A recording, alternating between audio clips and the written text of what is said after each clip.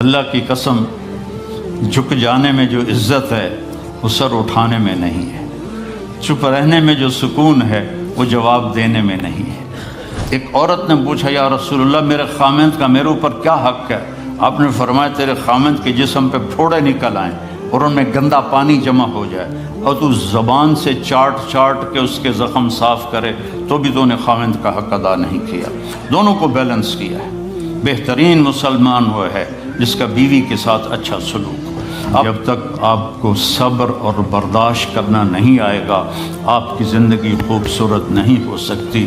غصے کو پینا سیکھو، غصے کو دبانا سیکھو، غصے کے وقت چپ رہنا سیکھو تو آپ کی زندگی بڑی خوبصورت ہو جائے گی۔ دل دریا سمندروں ڈوبے کون دلاندیاں جانے ہو، وچے بیڑے وچے جھیڑے وچے ونج مہانے ہو۔ میرے نبی نے گھروں کو آباد کرنے کا ایک خوبصورت طریقہ بتایا کہ اس زبان پہ قابو کر لو، اس زبان پہ قابو کر لو، خاموش رہنا سیکھ لو۔ غصے کے بیوی کو غصہ چڑھ جائے تو خامند چپ کر جائے، خامند کو غصہ چڑھے تو بیوی چپ کر جائے تو آپ کا گھر خوبصورت رہے گا۔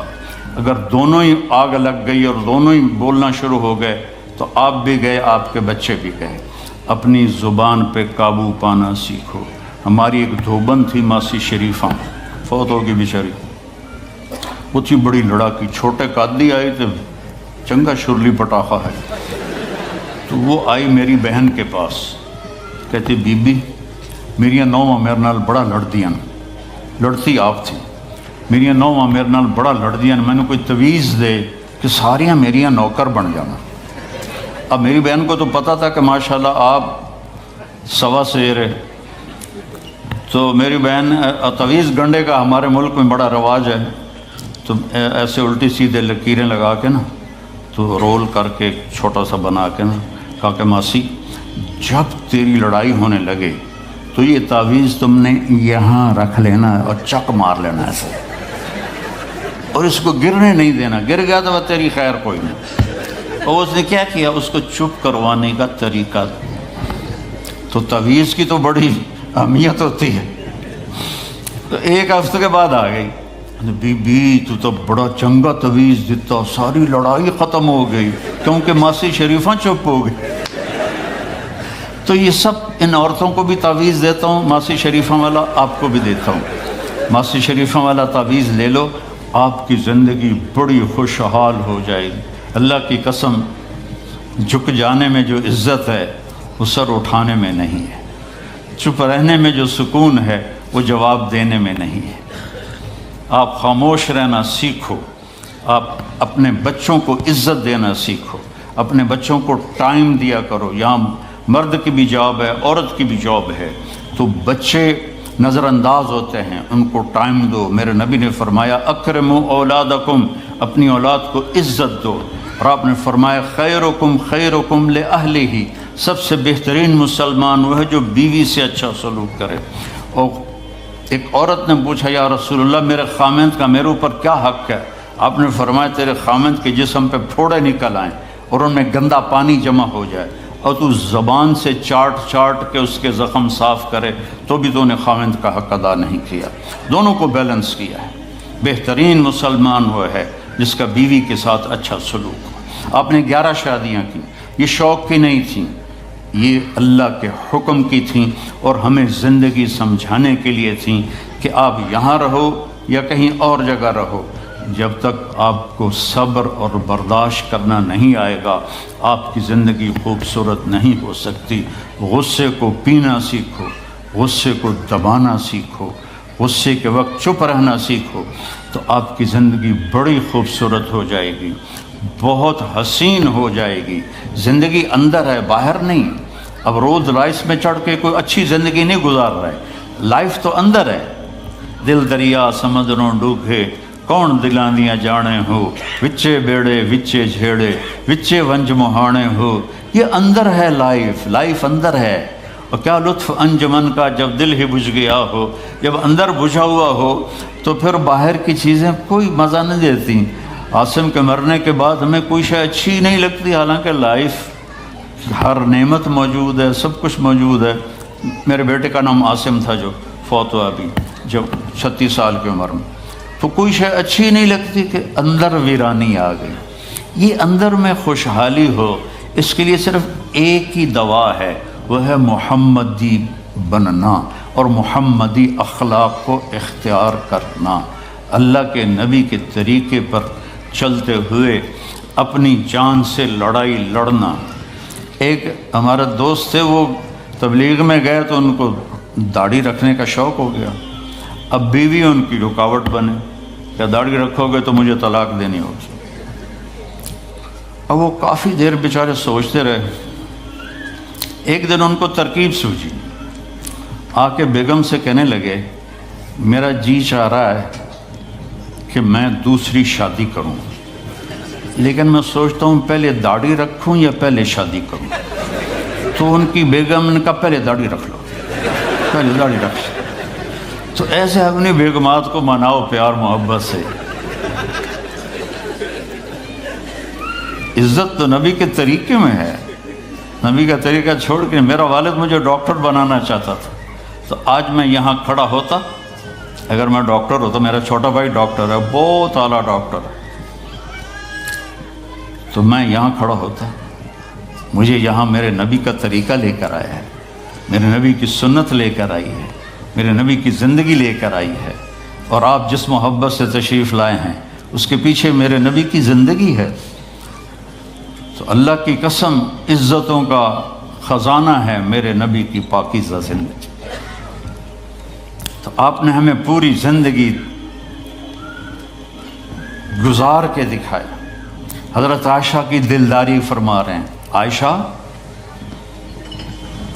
انہو لیہون علی ان اریتک زوجتی فی الجنہ، عائشہ مجھے تو جب سے پتہ چلا ہے تو جنت میں میری بیوی ہے، میرے لیے تو مرنا ہی آسان ہو گیا ہے۔ بھلا جس نے رب کو دیکھا ہو اس کے لیے کسی اور کی حاجت رہ جاتی ہے؟ باقی یہ صرف دلداری کے لیے تھا۔ ایک دوسرے کی تعریف کرو، ایک دوسرے کے لیے اظہار محبت کرو۔ آج کا ماحول ایسا ہے، بیگم سے کہو گے آئی لو یو، کی خیرت ہے کیوں ہے؟ وہ تم سے کہے گی آئی لو یو تو تم بھی پوچھو گے خیرت ہے، کوئی چکر تو نہیں آ رہا؟ اظہار کرو، اظہار محبت کرو، اس سے آپ کے پاؤنڈنگ ہوگی۔ اولاد کو ماں باپ سمجھتے ہیں بس ہماری اولاد ہے، ہمیں ان سے پیار ہے، ان کو عزت دو، ان سے اظہار محبت کرو۔ ڈاکٹر عبدالحی صاحب ایک بڑے بزرگ گزرے ہیں، وہ اپنے ایک مرید کے ہاں کھانے پہ گئے تو پوچھنے لگے کھانا کس نے بنایا؟ تو مرید نے کہا جی میری بیگم نے بنایا۔ کہا اس کو بلاؤ۔ ان کی بیگم آ گئی تو فرمانے لگے بیٹی آپ کا کھانا کھایا بہت ہی اچھا تھا، بہت مزے کا تھا۔ وہ رونے لگی دھاڑ دھاڑ۔ تو وہ ڈاکٹر صاحب پریشان ہو گئے کہ بیٹی خیریت تو ہے، کیا ہوا؟ تو وہ کہنے لگی حضرت آپ کے مرید کے پاس مجھے 30 برس ہو گئے، 30 سال، کبھی ایک دن اس نے میری کسی چیز کی تعریف نہیں کی۔ تو اظہار کرو، اظہار کرو۔ حضرت فاطمہ وہاں سے دروازے میں داخل ہو رہی ہیں، آپ کمرے میں بیٹھے ہوئے ہیں یا لیٹے ہوئے ہیں یا کرسی پر ہیں یا زمین پر ہے، جو ہی حضرت فاطمہ تھے تو ایسے تیزی سے آگے بڑھتے تھے، وہیں نہیں کھڑے رہتے تھے، اور ایسے حضرت فاطمہ کا ہاتھ پکڑ لیتے تھے اور اس کو یہاں بوسہ دیتے تھے، اور کبھی ماتھے کا بوسہ لیتے تھے، پھر ہاتھ پکڑے پکڑے ان کو ایسے لاتے اور چارپائی پہ بٹھاتے، اس کے بعد خود بیٹھتے تھے۔ یہ میرے نبی کی عزت ہے اولاد کے ساتھ۔ یہ عزت دو، وہ تمہارے رہیں گے، تمہارے بن کے چلیں گے۔ ان کو نصیحت کی ضرورت نہیں ہے، ان کو تمہارے پیار کی ضرورت ہے۔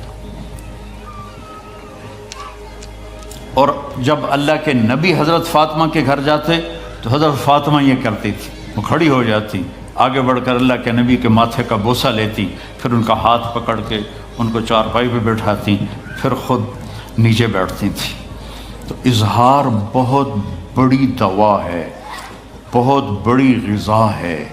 انسان محتاج ہوتا ہے اچھے کیے کہ وہ تعریف چاہتا ہے، خوشامد نہیں ہے، خوشامد حرام ہے، اور تعریف واجب ہے کہ اس کی حوصلہ افزائی کرو۔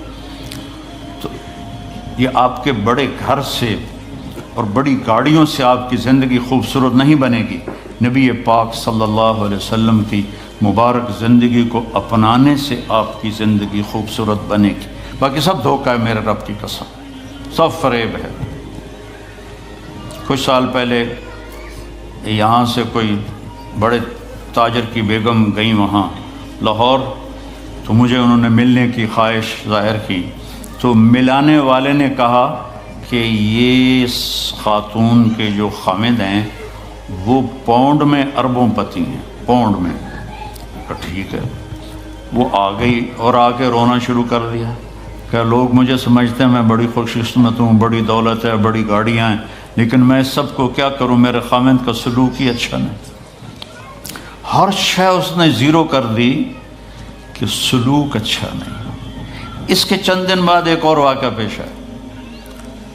ایک نوجوان میرے پاس آیا کہ حضرت اللہ نے دنیا کی ہر دولت دی ہے، ہر شے دی ہے، لیکن میری بیوی کی زبان 30 فٹ لمبی۔ میں کہا 29.5 فٹ کاٹ دے باقی ران دے۔ کہ اس کی زبان بڑی لمبی ہے، میں تنگ، اگر بچے نہ ہوتے تو میں اس کو طلاق دے دیتا۔ تو بھائی بہنوں، بچوں، بچیوں، اگر زندگی کو خوبصورت بنانا ہے تو نبی کا طریقہ ہے، اللہ کی قسم اس کے سوا کوئی طریقہ نہیں۔